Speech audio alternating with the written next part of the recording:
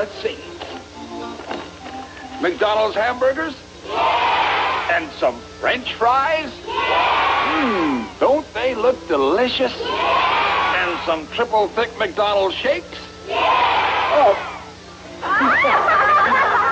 The fast food business was invented by two brothers who replaced carhop services with takeout windows.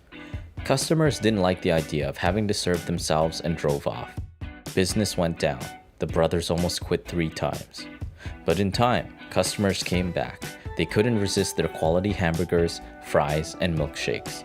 After 15 years, a salesman convinced them to franchise their restaurant. He took charge of opening them and helped the company reach its first billion. But the brothers never got a piece of those profits. In the 1900s, Richard and Morris McDonald were born into a poor family of Irish immigrants in rural New Hampshire. Their father, Patrick, worked as a shift manager at a shoe factory in the city. After 42 years, he was told he was too old to do the job any longer and was laid off. After the brothers discovered he was cut loose without a pension, they knew they had to leave home for a better life. They made up their minds that one way or another, they would be financially independent.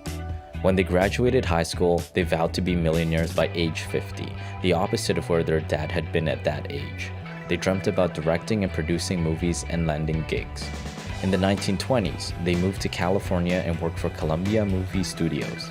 For only $25 a week, they did grunt work, setting up lights and driving trucks, and saved every penny. In 1932, they decided to start their own business and bought a rundown movie theater in Glendora. It was called The Beacon. They opened during the Great Depression and struggled to pay their bills. They even buried silver in their backyard in case the bank foreclosed on them. They usually ate 1 meal a day, and it was often from a hot dog stand near the theater. It was one of the few places in town that stayed in business. In 1937, the brothers called it quits, sold Beacon, and decided to try their luck in the food business too. They convinced a lot owner in Arcadia to allow them to set up their own hot dog stand. They knew nothing about food service, but they hired a cook who showed them the ropes. 2 years later, they started scouting for locations for a bigger restaurant and settled on San Bernardino.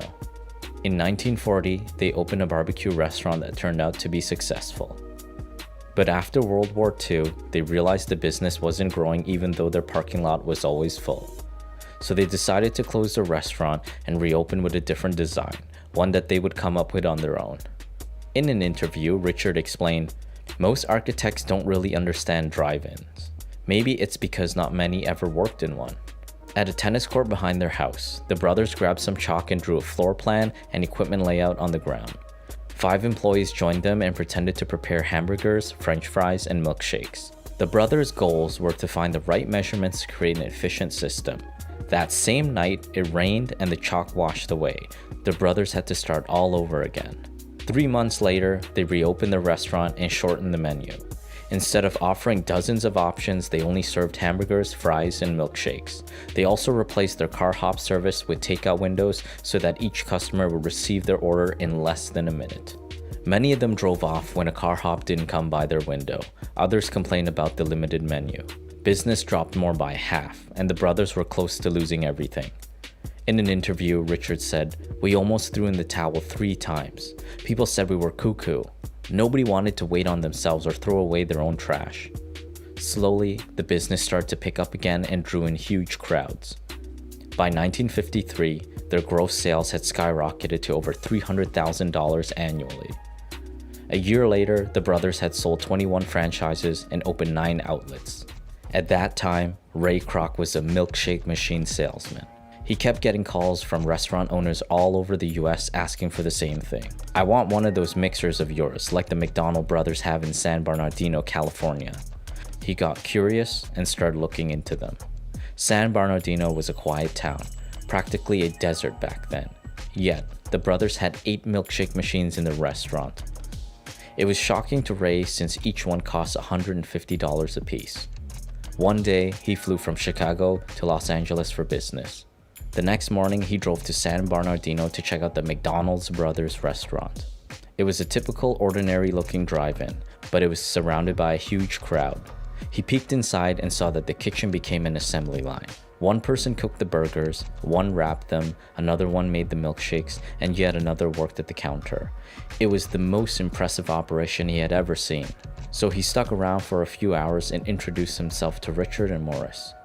In his memoir, he wrote, "That night in my motel room, I did a lot of heavy thinking about what I'd seen during the day. Visions of McDonald's restaurants dotting crossroads all over the country paraded through my brain. In each store were 8 multi-mixers whirring away and paddling a steady flow of cash into my pockets." The next day, he told the brothers that he'd seen tons of restaurants and drive-ins, but none had the same potential as theirs. He asked them if they would be open to franchising. The brothers went silent. After a moment, Morris told him, "See that big white house there with the wide front porch? That's our home, and we love it. We sit out on the porch in the evenings and watch the sunset and look down on our place here. It's peaceful. We don't need any more problems. We are in a position to enjoy life now, and that's what we intend to do." Richard said it would be a lot of trouble and questioned who would open the franchises for them. Ray leaned forward and said, "Well, what about me?" By the time he flew back to Chicago, he had a freshly signed contract in his suitcase. In the contract, Ray was given rights to open franchises in the US and receive 1.9% of the gross sales. The brothers would be given 0.5% out of that percentage. Each building would have to have the same design and carry the McDonald's name. He wasn't allowed to do anything differently unless it was approved by the brothers in writing. Even though he was 52 years old, had diabetes and arthritis, he was convinced the best was ahead of him. He started looking for a location right away and found a lot in Des Plaines.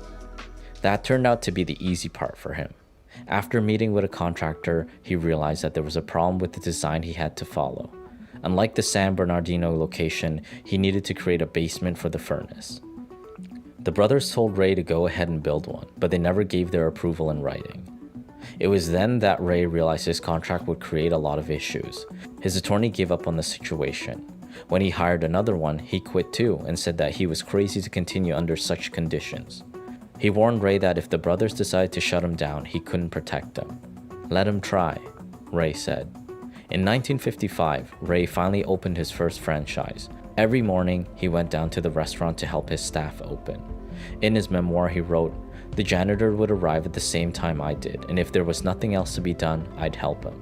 I've never been too proud to grab a mop and clean up the restrooms, even if I happened to be wearing a good suit." Until his restaurant made a profit, he continued to sell milkshake machines to pay the rent and his staff. By 1956, he opened a handful of successful franchises, but he still found himself running out of cash and the bank threatened to foreclose on his house mortgage. It was then that his CFO, Harry Sonborn, pointed out, "We are not technically in the food business, we are in the real estate business. The only reason we sell 15-cent hamburgers is because they are the greatest producer of revenue, from which our tenants can pay us our rent." He came up with an idea to solve their money problems, starting a new company to buy land and buildings and sublease them to franchises. That same year, they launched the Franchise Realty Corporation. Harry's idea worked, and the business significantly increased its revenue.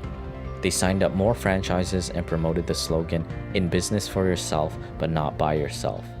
It was one of the secrets to their success. But to Ray, it wasn't enough to turn his vision into reality. He wanted to end his relationship with the brothers and buy them out. The brothers asked for $2.7 million in cash and insisted on keeping their San Bernardino restaurant. At the time, it made about $100,000 annually. Ray was furious. He needed the income from that store. Eventually, he opened a McDonald's across the street and ran them out of business. The brothers also asked for 0.5% royalty on all future McDonald's proceeds. Ray agreed but convinced them to keep it out of their contract because it would mess up his accounts. The brothers never received a single cent from the royalties. Today, they would have been worth over $100 million per year. In Ray's memoir, he wrote, "If they had played their cards right, that 0.5% would have made them unbelievably wealthy." This is the story of how it all began with the restaurant that invented the fast food business. Which part did you find inspiring? Let us know in the comments below.